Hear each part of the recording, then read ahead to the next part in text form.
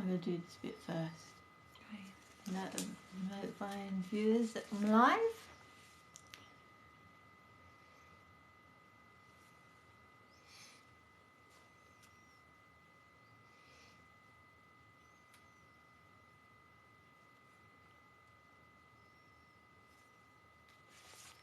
Share it. What to share it to? I won't share it. Hi everybody. Right, so I'm going to wait for some more people to join first before we introduce ourselves. Hi, yeah, we're all good, thank you. How are you, Grace?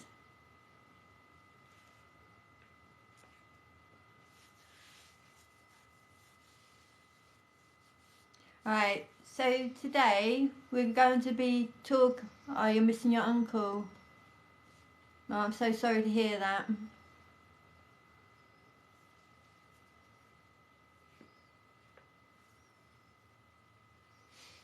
Right, so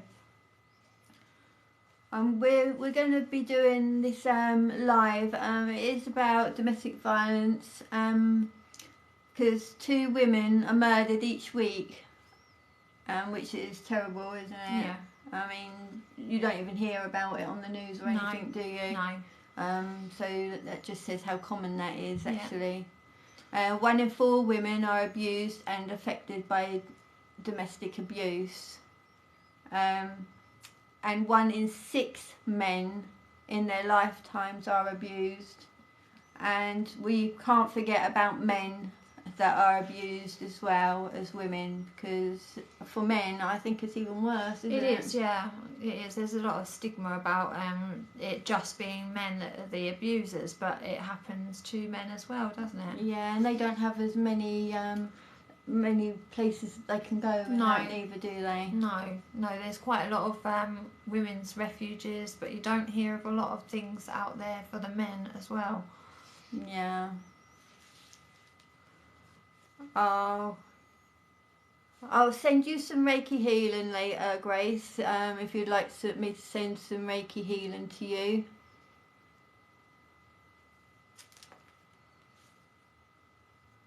I have to do a Reiki healing live as well at some time, but we'll keep to this at the moment, so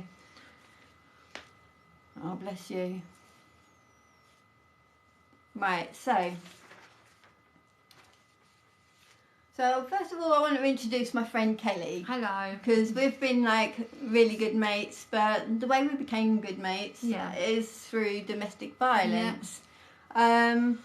So I had just got out of a domestic violence relationship, and I had to move house, so he didn't know where about. Hi Terry.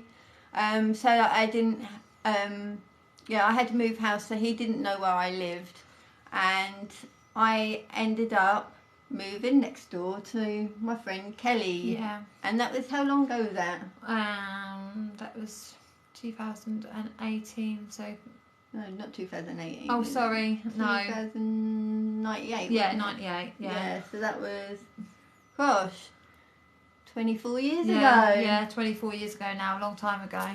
Yeah, and so... when I moved in, I thought, oh, I'll get a friend next door, you know. Yeah. I was out of my domestic violence relationship, well, that one anyway.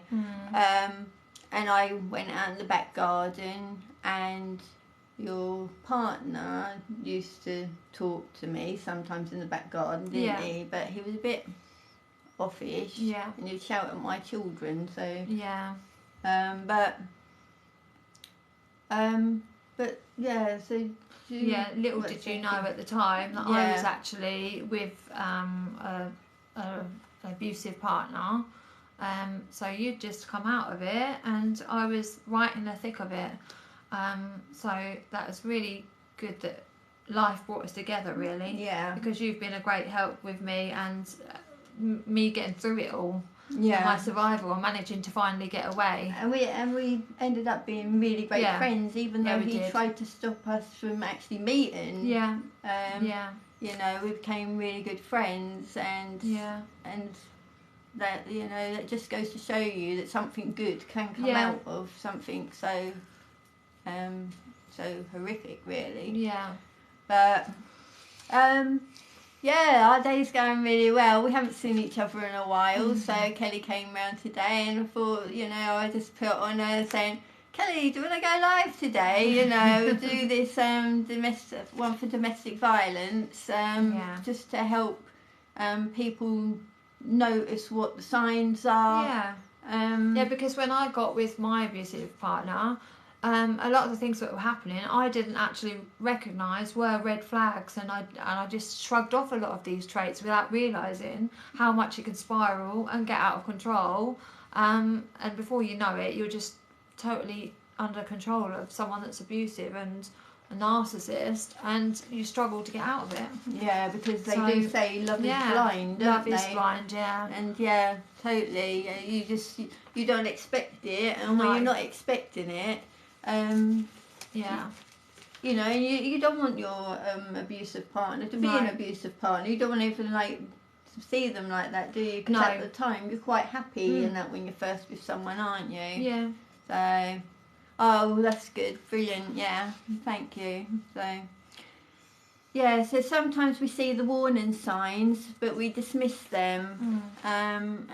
Like, what sort of warning signs would you say you had when you first met him? Well, at the time, I didn't see them as warning signs, because he was very manipulative and used to tell me, give me good reason for the things that he was carrying out. So basically, I was very young and naive, and I wasn't allowed to have a lot of my friends, because he said that friends would try and get in our relationship and try and split us up. Why are you letting them get involved, you know, in our arguments and things like that? Made me shut them off and close them out. Before you knew it, all of my friends, one by one, had just gone. I hadn't got any friends left.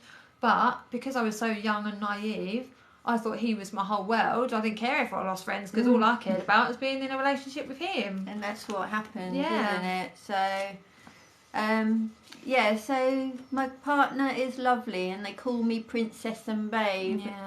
This is another thing, you know, when they call you Princess and Babe and never by your first name, it's usually because they actually got other girlfriends and don't want to mix up your names. And you know, and they need you to feel special. You know, that you're not going to look anywhere else in that, because they want you to feel like you're the one. But when you first get with them, they put you on this pedestal, don't they?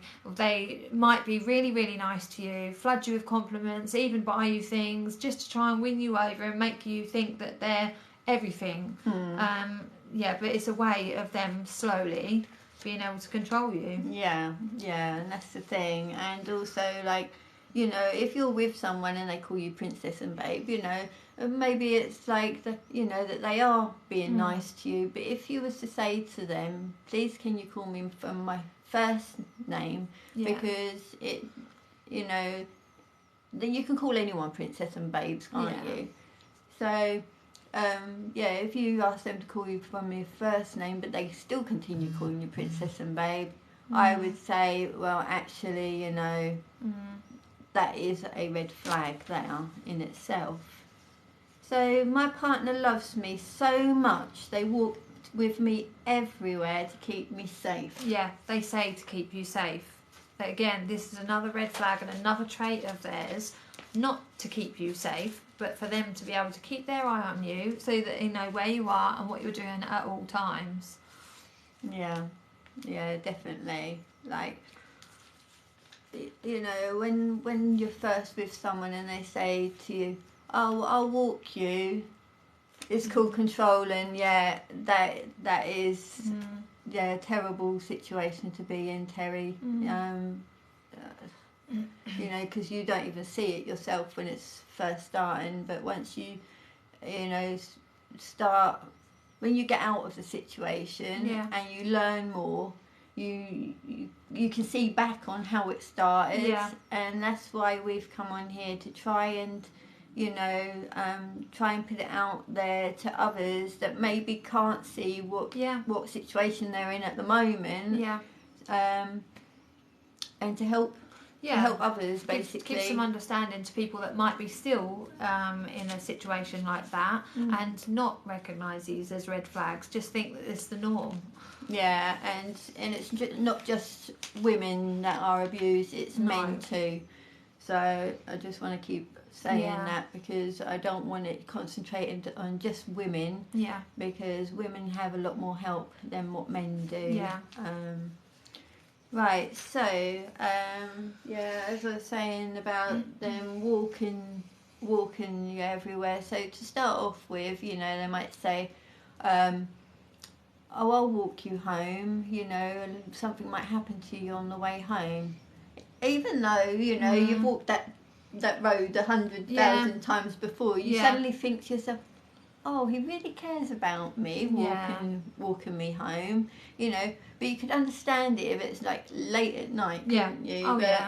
But during the day, and then it's like, even when you're just going round the corner to a shop or something, and it starts getting worse, doesn't it? So until you can't walk anywhere by yourself. So my partner is loving me so much, they message and call me all the time. That's another red flag. Call you all the time and they message you all the time. And although it's nice to start off with, when they start, oh, thank you, Terry. Thank you so much. So where was I?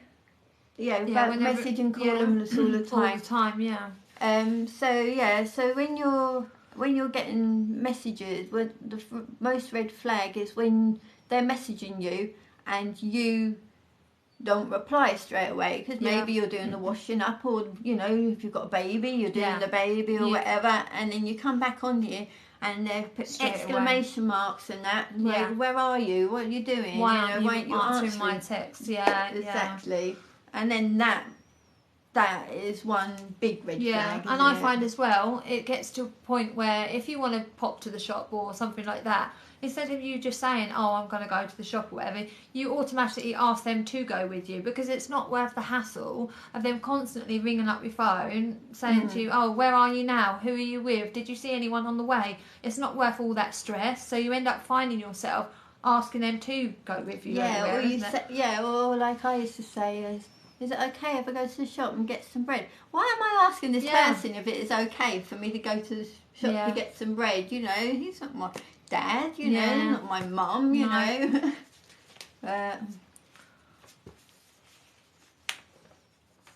What's satanic? Sorry, Scatman, I don't know why you're saying about satanic and deceiving people, because I'm not deceiving anyone, actually.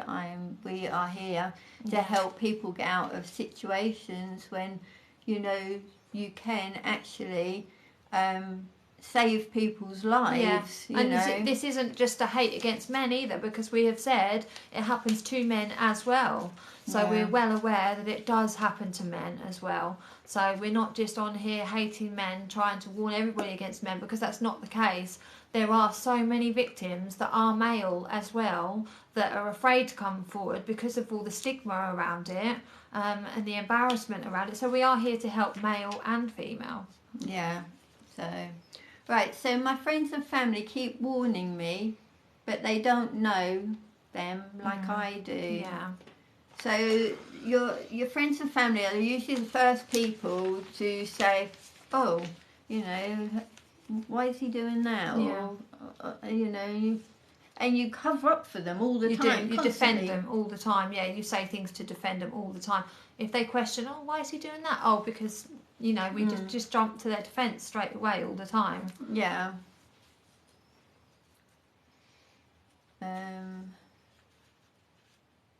Oh, thank you, Terry. You have a good day as well. And Blaney, is getting worse because of the worries I have. What's getting worse? Blaney, what's getting worse? Sorry, I didn't understand that really.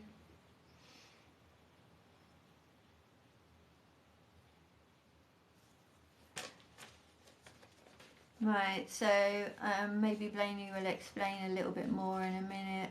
Right, so my friends and family don't see me anymore.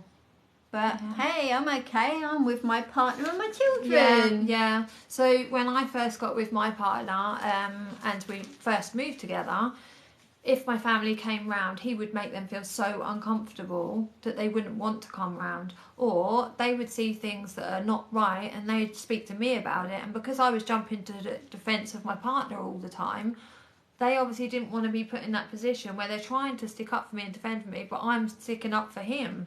So that's why my family first became quite distant, is because he made them feel so uncomfortable when they came to our house, constantly wanting them to go. The minute they've got there, I might have a quick cuppa and then that's it, see you later, and wanting them to go again because they had come into a place where he was controlling us. Because the thing is as well is when first knocked on your door, I mean, like, he didn't want you to answer that door whatsoever, did he? I couldn't answer the door. No, see, our door and my windows were always locked, and he used to tell me they're locked to keep you safe. No, they're locked so that he can control who comes in, who goes out, and if I needed to run, I wouldn't be able to because those doors were locked. Yeah. So...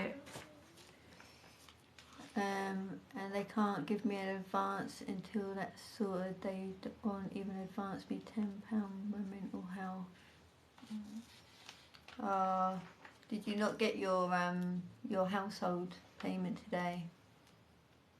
It is getting worse because of the worries of money living situation at the moment, and it'll only be getting worse for people in domestic abuse as well, because they'll be blaming that person on spending all the money on things, when literally it's only on household stuff, but they won't believe that, will they? No. That's the thing. No. So...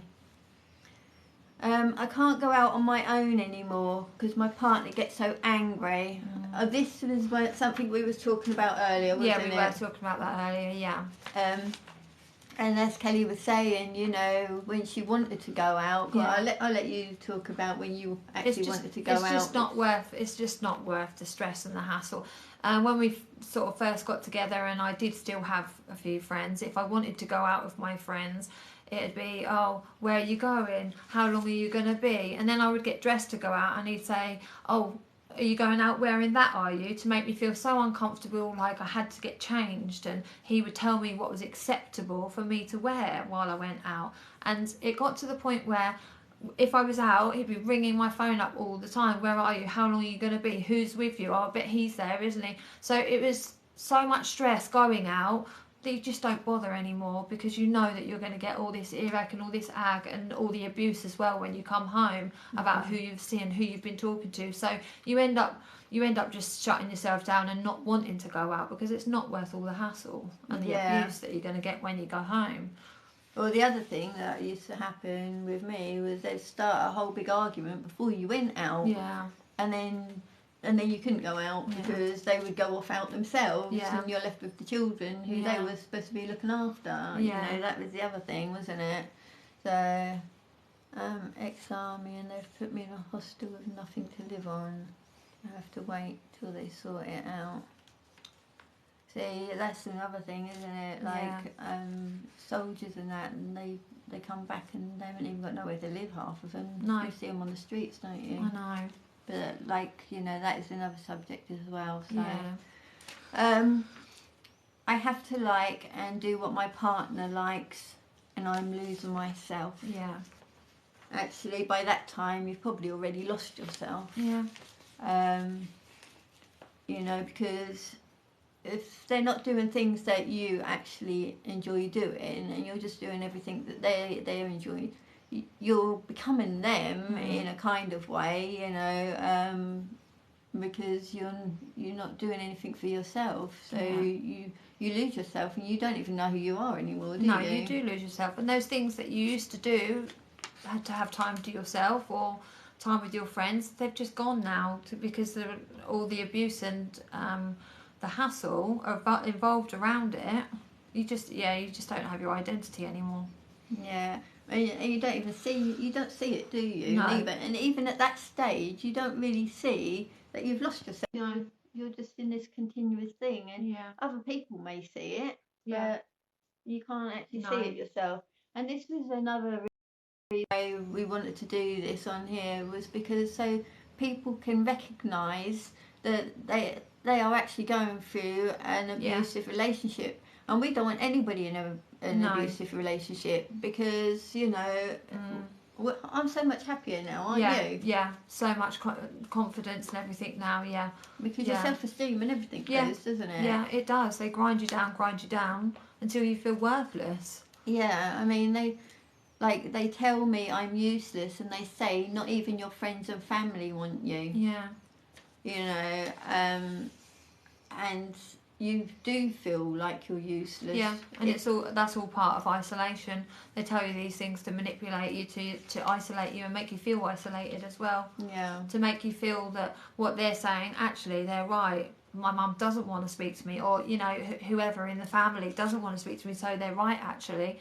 And it's to grind you down, and again about control, isn't it? Yeah. And they say no one else will take you and your children on. Yeah, I've had that a few times. Yeah, I've definitely had that. Yeah. Like, who's going to want to take you and your children on? Yeah. Who's actually going to want you? Yeah. And that is because, they don't want you to go and find somebody that's not going to control you. Yeah, exactly, So, okay. Yeah, so some comments were filtered to protect the community's experience. Don't know. It might be that one would put that satanic thing on there. Okay, I'm not sure. Yeah. They say you have seen yourself. Have you seen yourself in the mirror lately? Who would want you? Yeah. That is all about making you feel so ugly that you only, you think, oh, I can't do no better. I'm going to have to stay with him because at least actually, at that time he's not feeling like you're beautiful. No. But maybe he does think you're beautiful, and he's just saying that so that you don't go looking. It's things like self-pride, like wearing makeup. I was not allowed to wear makeup after a little while. When I first got with him, yes, fine. But then when I was putting makeup on, who are you putting makeup on for? Who are you impress? So again, it got to the point where you just didn't want to bother putting makeup on because you knew all those questions would be fired at you. Yeah. So you just don't do it. So that's something else that's taken from you. And actually, something else happened to you, didn't you? I don't know whether you want to talk about that or not. My hair? Yeah. So, my abusive partner actually sat me down and shaved all my hair off, a grade 0, with the clippers all over. So I literally had no hair, and I had to wear a hat every time we went out anywhere with a peak on, and I had to keep my head looking down all the time and hold his hand, and I was in frumpy clothes so that no one obviously would look at me. If I looked up or anything, I just knew by a look or a side swipe not to lift my head up, so I had to keep my head down all the time.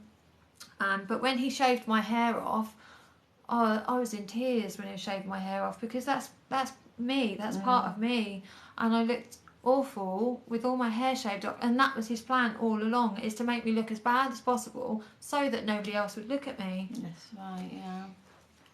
And that's kind of that's about the same time as when I got to get friends with you, wasn't it? So yeah. So I'm so ugly, I feel alone, and I'm embarrassed and ashamed to ask my family and friends for help. So the embarrassment and that, like, to say to your family and friends, he's doing this to me, he's doing that to me, like, it is embarrassing. It is embarrassing, shameful, isn't it? And the thing with me as well is they recognised it and tried to warn me, but because I didn't listen to those warnings, I didn't want them to say to me, I told you so, I tried to warn you, you didn't listen. I didn't want I told you so thrown in my face. Yeah. Until you have no voice in the end, do you? No. They totally control you. you literally have no voice. So then, I mean, my partner lied to their family and everybody about me, and he made them think that I was crazy. Maybe at that time I might have, been going crazy. I don't know, but it was all down to the domestic violence. Yeah. But yeah, that's another thing. When they lie to the family and that, and then and that's to make themselves look good. And they all think, his side, side of the family was all thinking, oh, he's really good, look, he's done this for her, and he's done that, and whatever, In their eyes, he's trying to do everything he can to protect you and put things in place for you, to keep you safe, and we can't see it, can we, at the time? No. You just can't see it yourself. Dare one of you try on friend's coat, I dare you. I don't know what that means. Dare one of you try on friend's coat, I dare you. Don't know. Maybe they're trying to say, because I've had that from abuser, when he sort of says to me, you do that and see. You do that and see. I dare you. Go on, do that and see what happens. Maybe that's what they're trying to have. Because I've had that myself. I think I have too. Go on, you want to do that? You do that. See what happens. See what happens. And then that stops you doing that. Yeah, it does, So maybe that's something they're trying to put across. I feel alone. I don't want to be here. What did I do? And that's the thing, you start questioning yourself. Yeah. Why? What did I do wrong? Yeah. And then I felt like I was going mad and feeling like maybe they're right, maybe I am going crazy, I felt like shaving all my hair off, which actually that did happen to you, but that wasn't you who shaved your hair off. No. And I did like mug on my head. And that was because I felt like I was a mug and I didn't really know what else to do, But by this time you're so involved with it, aren't you? You're so in there that you can't see a way out. Yeah. You're totally isolated and you just don't know where to start. No, and that's when I felt like I wanted to kill myself, actually, and I did think of different ways to kill myself. Yeah.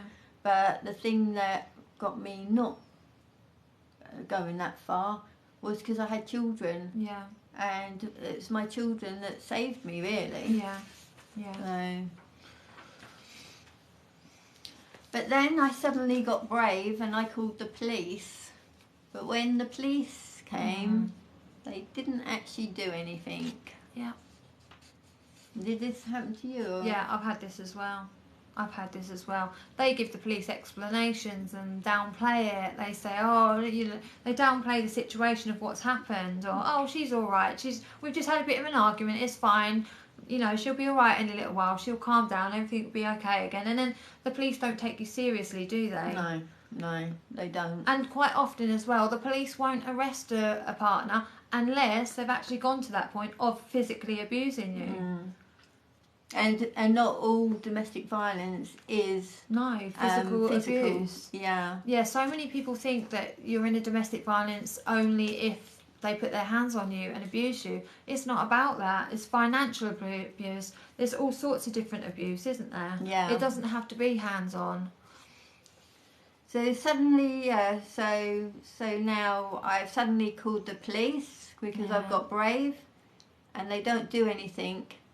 And now you've got to face your abusive partner. Yeah. That's horrible. You feel sick, you can feel your stomach going because you know what's coming. That feeling of right before they explode and you know what's coming your way is such an awful feeling. You just feel sick and it's horrible. And you've tried to cry out for help and they haven't listened to you, and now he's going to be shouting at you because you did that. And you know that. Yeah, and you know it's coming. You know it's coming. So then, because the police have come, they have to inform social services. And then, so now you've got social services involved. Yeah, and the worry of losing your children. Yeah.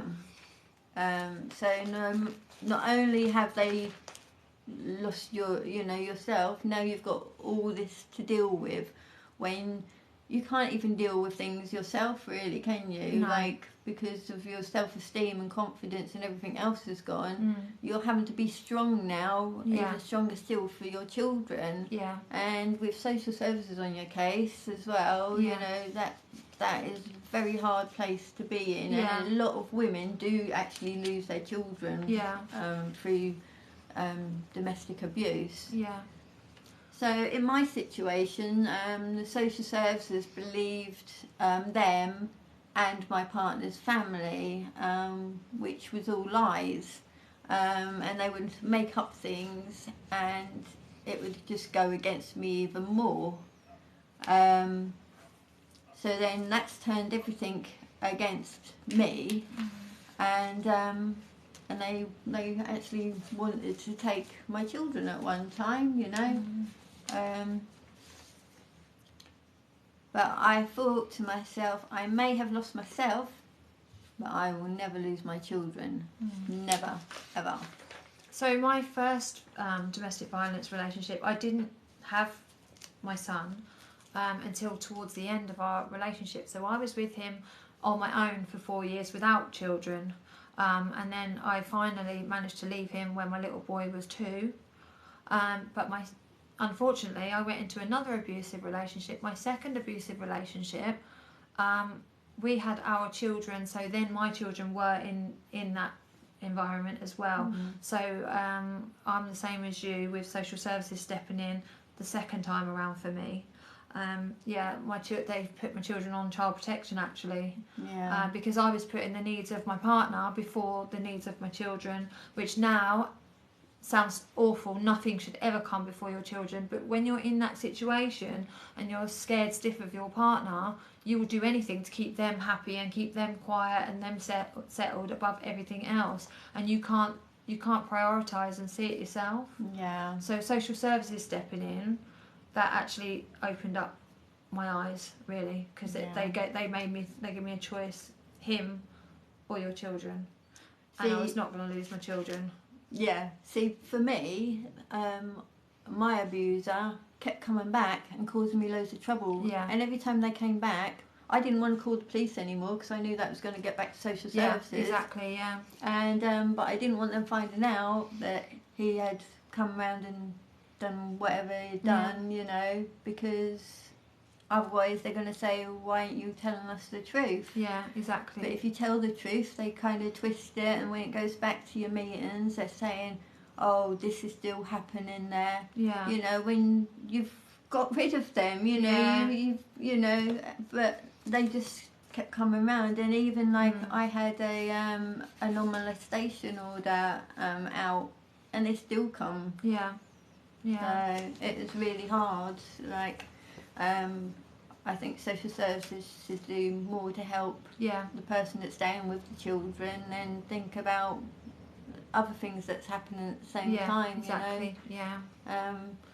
Because I had to, you know, I felt like I had to leave my house. My house, it was built for me. You know, it was social housing, but it was specially built for me because I had a lot of children. And it was a beautiful house, and I knew I had to leave it, and I even said to social services at that time, can you help me leave? And they didn't want me to leave, and I felt like I was trapped. I felt like I was a sitting duck in my own house. So I actually called Women's Aid myself. And I called Women's Aid, and that was the best thing I ever done. Women's Aid are brilliant. I can't fault them. They are there for you. They reassure you. They open your eyes to all of what you've been going through and say to you, no, that's not acceptable behaviour. And they do. They open their arms and they really help you. So for me, when I went, I found the Women's Aid found me a place, and it was 100 miles, well, over 100 miles away, I think it was. So it was a long way, and they don't actually help you with transport. What's Women's Aid? Women's Aid is a women's refuge to help people women of domestic violence.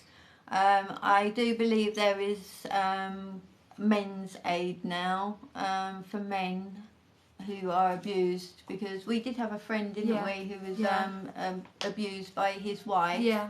And he's no longer with us, is he? No. So that's so we do know that it does happen to men as well as women. Yeah.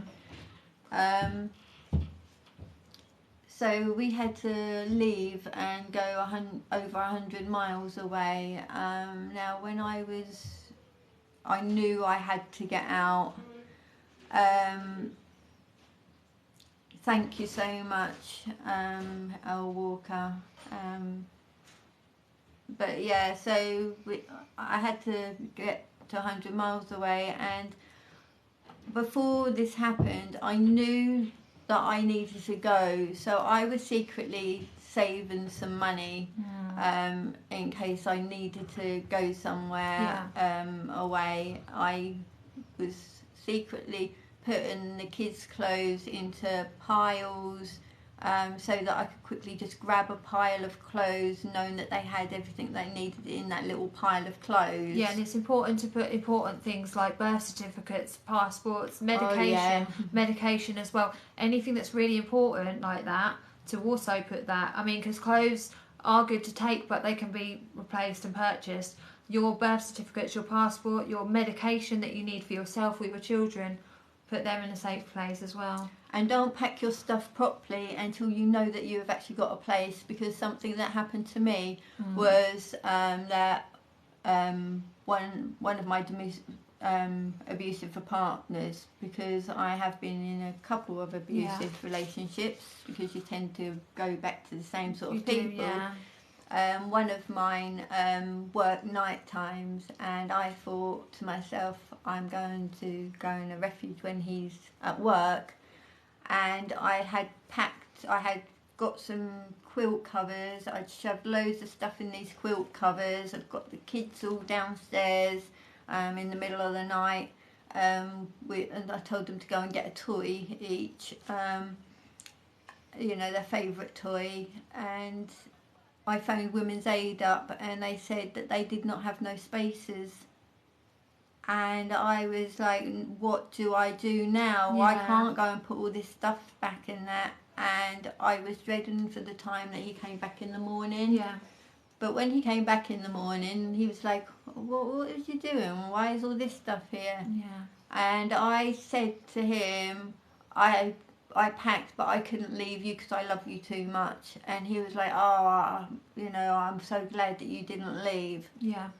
But the next night, the Women's Aid had got me a place, so I was able to go. Yeah. But going back to this preparing to leave, you need to make sure that you have everything, but not that it looks like anything's happening, because you have to keep safety in mind at all times. Yeah, be as discreet as possible. Yeah, if you suddenly start clearing everything out, they're going to cotton on to what you're doing.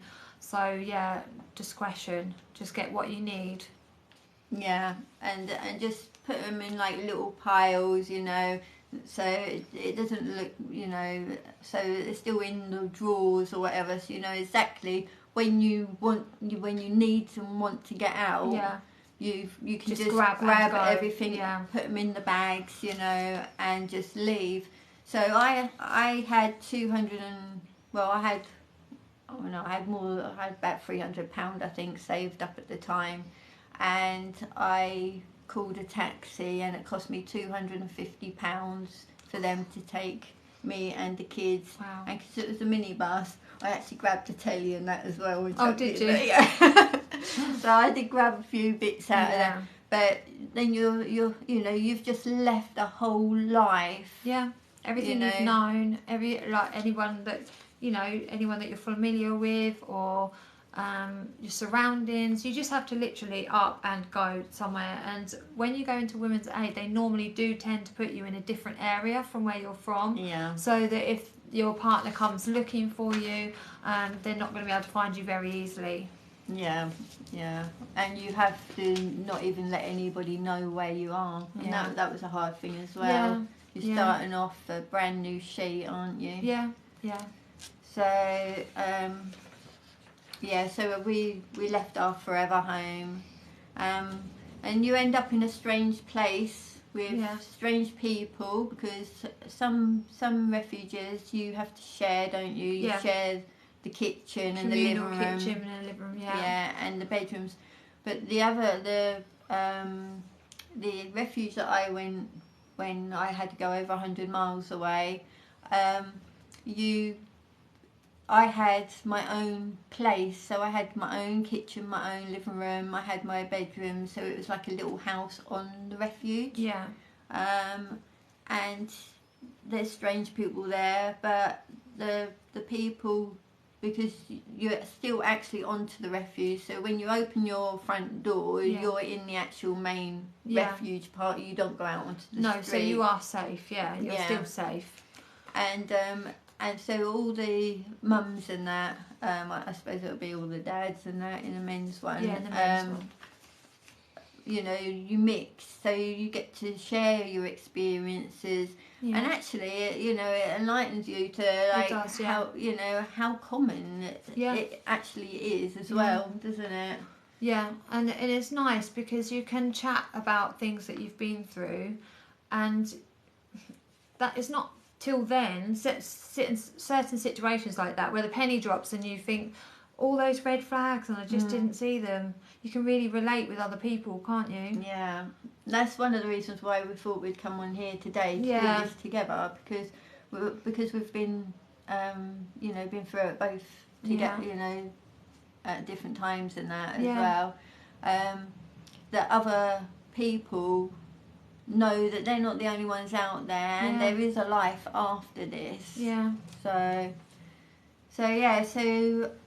you know, and them people in the refuge, they can support you as well, can't they? Yeah. So, and the children have got other children play with, keeps their mind off of things. Yeah. You know, the refuges, they have outings and that, don't they? They do, yeah. They have outings for the children. The other thing is as well, they do like little groups for the women there as well. Like I done one called the Freedom Programme. I've actually done the Freedom Programme about 3 times now, because every time I've done it, I've learnt something new and something different. Yeah, I've done it 3 times as well. The Freedom Programme is actually really, really good because it talks you through all the different traits that we don't recognise at the time. Yeah, like sexual abuse as well. Yeah. You know, because like if your partner has sex with you when you're asleep, that is actual rape. Yeah. You know, and that does happen. Yeah, it does happen. Yeah. And also, you know, I think I've got these. Financial I'm gonna go. Well. Yeah, I'm gonna go through that in a minute when we're further down here, because then we know where we are with everything as well. So so we're with strange people in a strange place, but we support each other. Yeah. And you know, you've got support workers there as well who help you. You know, if you need anything.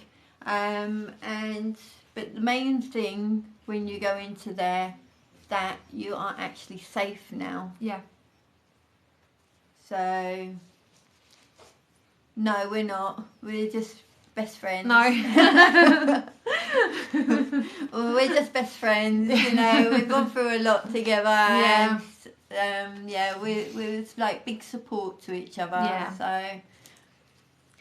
So we had to build ourselves up really slowly, because it's a long process to build yourself up after that, because you do feel like you're ugly, and you have no self-esteem, and that you still don't want to look in people's eyes when you go out, do you? No, it worries you for ages. Ages, even after coming out of these relationships, it still gives you these insecurities, and you're still afraid to look at certain people. It just, even though they're not with you anymore, that's drummed into your head, isn't it? It's that way of living. So yeah, so you slowly build yourself up. You know, you can go out, you can buy clothes that you know that you actually like wearing. Yeah. You can buy clothes for your children. You know that maybe you couldn't get before because they controlled the money. You know. And you start to find yourself again, don't you? Yeah, you start becoming. For me, happier. I was able to do my hair nice, and I was able to wear makeup again, and I was able to put nice clothes on, and you don't get it so much now because it's not really allowed anymore, but you'd walk down the road and like men would wolf whistle at you and say hello darling or whatever, and that makes you feel good about yourself, doesn't it? When you've been so low, all those little things give you confidence and boost you up. Whereas before, if you walked past and they'd done that, you'd be scared because you would get blamed for them doing that. I would think to myself, please don't say anything, please don't say anything, because I knew that if they did, it would be my fault. Yeah. So, but you gradually start becoming happier. Yeah. But it is hard, you know, it is hard though, but you are happy at the end of it, you know, once you're out and one of the hardest things for me as well that I'd just like to talk about is when I was with my first abuser, the time that I did manage to break away and get away, I went back to my parents.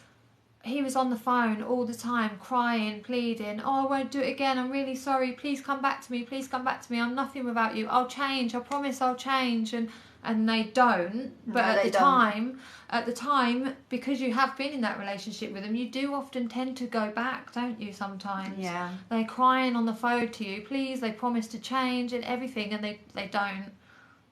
You go back and it's all right for a little while, and then it's even worse than it was before. Yeah.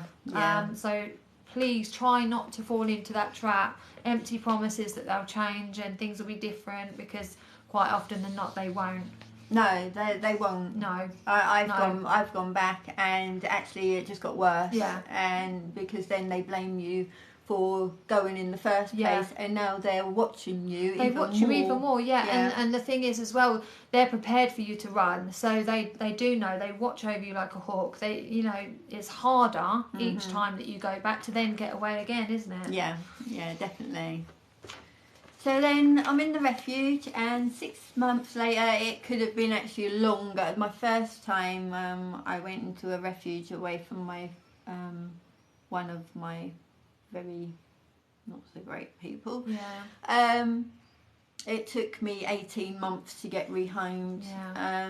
The last time I was in one, it took me approximately 6 months, but the need for, you know, the housing needs in this area where it's 6 months, it wasn't as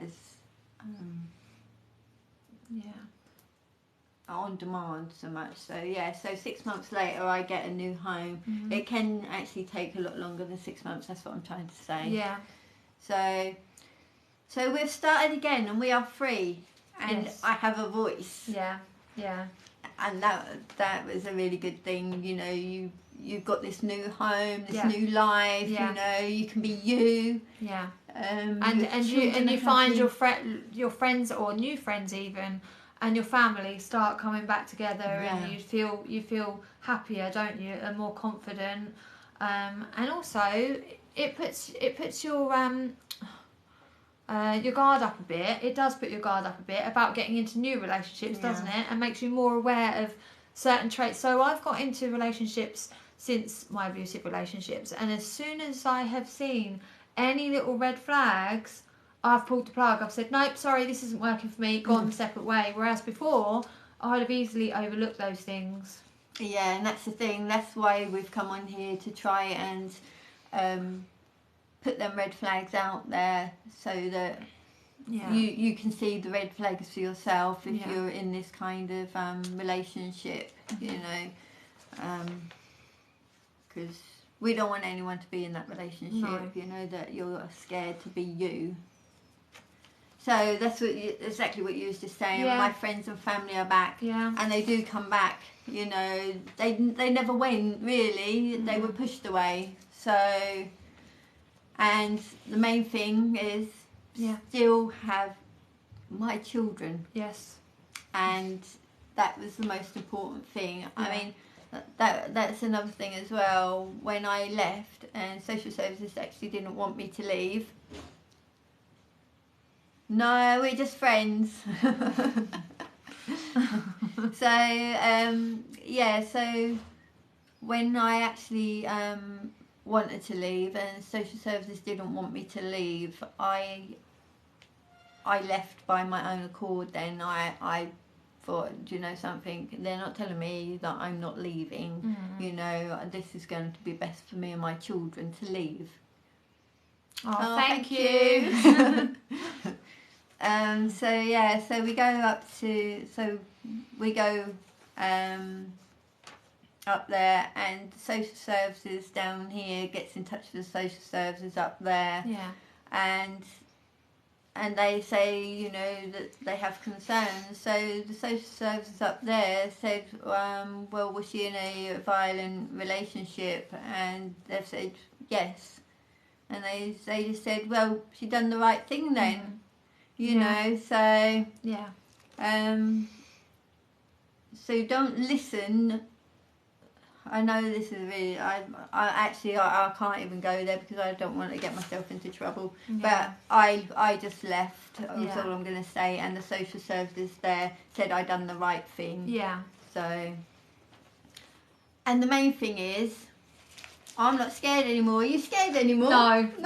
And the thing is, now as well, I've suddenly found my voice and my strength and my confidence. Now if someone tries to put anything on me, I turn it around and say, oh, actually, that's not acceptable. I'm not putting up with your crap. Yeah. So it makes you stand your ground more. It really does. Yeah. I know personally that I won't get into another abusive relationship now with the frame of mind that I've got. Yeah, same here. Yeah. Because as soon as I see any of that crap, any of those red flags, see ya. I'm not single, but I am. I'm with somebody really sweet now, so and he is really nice. So I'm lucky. But I think with me, I have tried to get in new relationships, but if there's been any slight little thing, that has brought all those fences down again, the walls up, and I've said no. So I have been on my own now for nearly 5 years. I've been single. Yeah. Because I have tried new relationships, but if I recognise anything, I'm thinking, nope, see ya, I don't want to be. I've got so used to being on my own, and I'm so confident on my own. All I care about is my happiness and my children's happiness. I'm not really bothered about a relationship. Yeah. You know, it makes you so confident, doesn't it? It does, yeah. So, because now, you know, if anything started happening now, you just wouldn't even take it anymore. Yeah. You know, maybe one thing, you know, but if it continued, Well, then you talk about those things as well, though, don't you? It helps, I suppose, if you're in a relationship, if there's something that they did that you didn't like or was a trigger from the past, you just talk to them about it. And the thing is as well, with the Freedom Programme, you get to learn little things that they say. So say if you go to the pub and, you know, someone comes up to you and say, oh, hello, darling, you know, and all that. And then they start saying about, oh, my missus is at home, you know. You think, yeah, you know, or they say there's certain things they say, isn't there? Or they start talking about their ex and they're blaming their ex for everything. You know, you sort of think, you know where this one's going. You know, so I'm 34, single dad of 2 kids, but my sister helps out a lot. So I can still have a bit of social life. Oh, that's really good. Yeah, that's really nice. I've got a lot of male friends that are single dads with children, actually. So, yeah, it is nice to see that there's dads out there as well, isn't it? That are bringing up children and doing really well. Yeah, because that's what we was trying to say as well on this, wasn't it? Yeah. About abusive relationships, but not just for the women. It's not just for the women, no. For men too. Yeah. So... And I'm really, really sorry, but I have not got the men's aid number for men. I'll have to look that up and maybe put that on another one. If you but I'd like just to let you know that, just to remember that domestic violence is not just physical violence. It's physical violence. it's mental abuse, it's sexual abuse, financial abuse, it's isolation. And can you think of anything else? I think they're the main ones, really, aren't they? Yeah, bullying. Because everybody thinks that it is just being physical. It's not at all. No. If you're getting your money coming in and he's keeping all the money and deciding what gets spent on what, that's financial abuse. There's all different. There's sexual abuse is terrible. Even if you're awake and you give your consent because you know that they're going to kick off if you don't give your consent, that's still you not wanting it. So that is sexual abuse as well. So I've just got some comments came up here.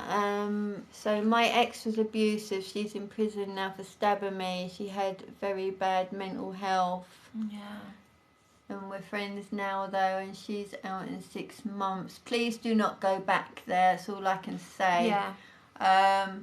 Don't put yourself back in that position. So I'm still friends with my ex, and we're quite good friends now. But I do keep my distance when it comes to that, because I do know that he will not change, because I did try before and it did not change whatsoever, and we lasted a month.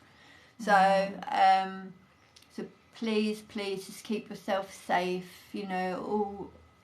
by all means be there for them and be friends, but please do not get yourself back into that again. And that's good, isn't it, that you're saying that you're there for the kids because you want them to have a healthy mum. That's really good. That's really lovely. Yeah, that is lovely. That is good. But keep yourself safe. No, that's good. So So physical violence, mental abuse, sexual abuse, financial abuse, isolation. And please do not think just because you're not beat up that you are not suffering domestic abuse. And please seek help. And that is the most important thing. But please, when you seek help, do it safely. Because one thing I learned is as the relationship goes on, the violence can escalate and get worse and worse. It goes from just a slap or a punch to then being kicked. It's really, really bad. So you don't want to put yourself in a position where it's going to get to the point where you're just beaten to death and being one of these numbers. You nearly was though, wasn't you? No, I'm really happy to hear that you're not going back there. But you sound like a really nice person, being there for her as well. I'm the same with my kid's dad. I'm friends with him because of my children, and and I know that he does need support because he has his own problems as well. So even though I got away, I still talk to him and help him. But sometimes that's not the case though, because my children's dad, when we first split up, he was offered supervised contact at a children's centre so that he could still see his children, but he snubbed it. I'm not seeing my children at a contact centre, and we've been split up now for 12 years. Have a good day. In all those 12 years, he's not once reached out to ask how his children are, not sent a Christmas card, birthday card, nothing. So my children don't actually have contact with their dad. That's through his own doing. And the thing is as well, the way he is in life still now, I wouldn't want my children to be involved with him because he's still drinking every day. He's still doing, all these things that he was doing years ago when we was in a relationship together. So it's about putting your children in those healthy relationships as well, isn't it? Yeah, it is, because the thing is, if children are brought up through domestic abuse, the girls tend to be, they see how you're being treated and they think that's how they should be treated. So then they become a victim of domestic violence. I mean, I don't call myself a victim anymore. Survivor. I don't even call myself a survivor. I just feel like, I've gone through it and now I'm strong enough to try and help others. But Yeah, a lot of people do say that they're a survivor, and yeah, they are survivors, but so the girls tend to pick up that it's okay for that to happen to them.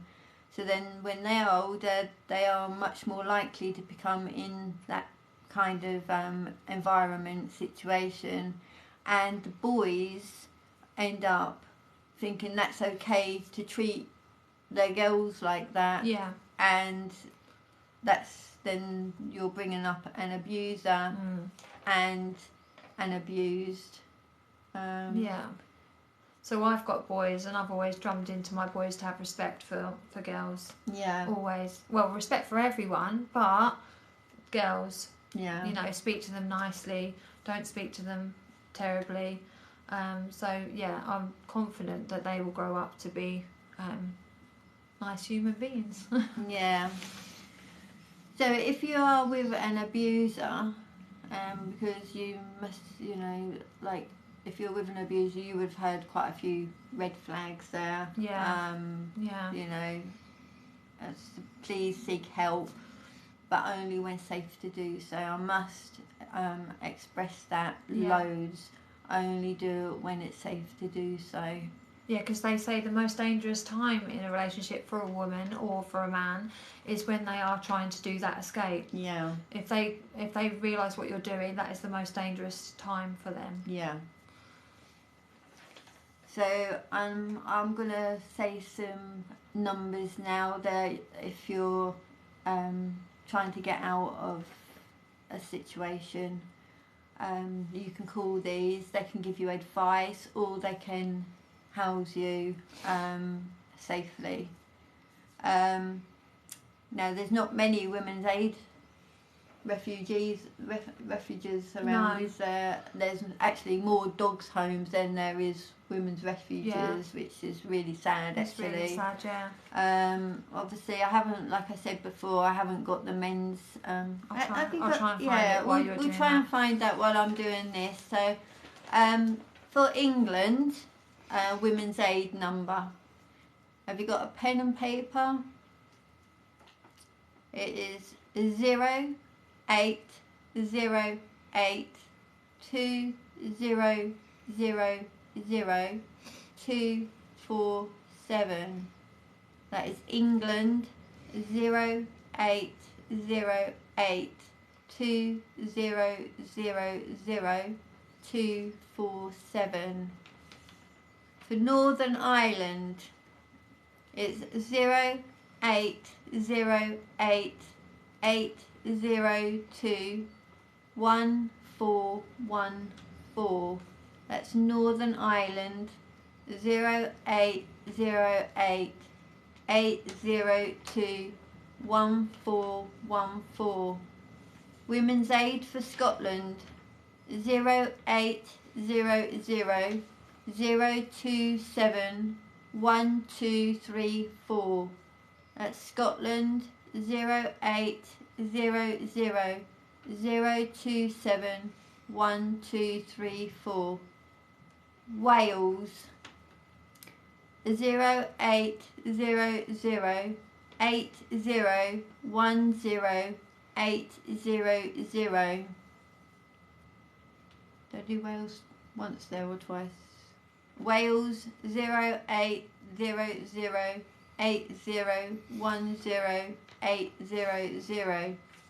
And the UK wide number for Women's Aid is 0808-801-0327. That is UK wide. 0808-801-0327. I found the one for men. And the one for men is called Mankind. So we have a number for Mankind. It is 0823. No, 01. Oh, sorry. 01823 334 244. That is the male victims of domestic abuse. Mankind. 01823 334244. 644. And I just want to say as well, if you go online, you can actually speak to somebody online if you need to just, you know, be quiet while you're doing it or whatever. And I'm just looking up here, I've just googled the number for the men's, and there is actually quite a lot of male domestic abuse numbers and advice and charities. So it seems that it is becoming more commonly known, isn't it, for men as well. So if you get a chance and you're safe to do so, the males can look up as well, and they'll find plenty of advice and numbers here to help them as well. Brilliant. That is really good. So, well, is there anything else that you'd like to add to that? Just keep yourself safe, really, and choose your moments. If you want to plan to get out, like you've already said, choose the right time to do that and the right ways to do that. Yeah. So I'm going to be putting this on my TikTok account. So I don't know whether you'd like to follow me. I'm going to download this video and I'm going to upload it to TikTok because I need this to get out to as many people as I possibly can. So I'm on TikTok, which is Natural Magic Neura, if you'd like to follow me. Most of my things are spiritual on there, but yeah, Natural Magic Neura. If you'd like to add me on Facebook, it's Sharon Reader, and if you'd like to subscribe to my YouTube channel, it's Natural, spelt with a capital N, so Natural Magic, Magick. That's my channel, and I will be putting this live back on there. So if you have missed this and you want to watch it all, that it will be on TikTok on my channel. It will be going on to YouTube, and it will be going on to my Facebook. So I really hope that you got something out of this, and if you are in an abusive relationship, I really hope that you do seek help. Don't just sit there and think that there's no help out there and that you're on your own and you have no one, because you can reach out and you can get help. Even if you have to message me and I can give you a number or something to help you. I'm here. And the Women's Aid people are really good, aren't they? They are. They ask if you're in direct, immediate danger. Yeah. If not, then they work with you to try and sort out a plan of how you can get out of the environment that you're in. Yeah, that's correct. So. Right, so anyway, I hope that you enjoyed this, and I wish you all the very best of today, and I hope that you've come away with this with something and something to think about. Maybe you can start seeing triggers in someone you know's relationship, that you can just be there for when they decide to go, because if you start saying things, that's just going to push you away from them, and they would need you right now. Yeah. So just be there for them, and I think that's about it, isn't it? Anybody got any questions or anything on here before we leave?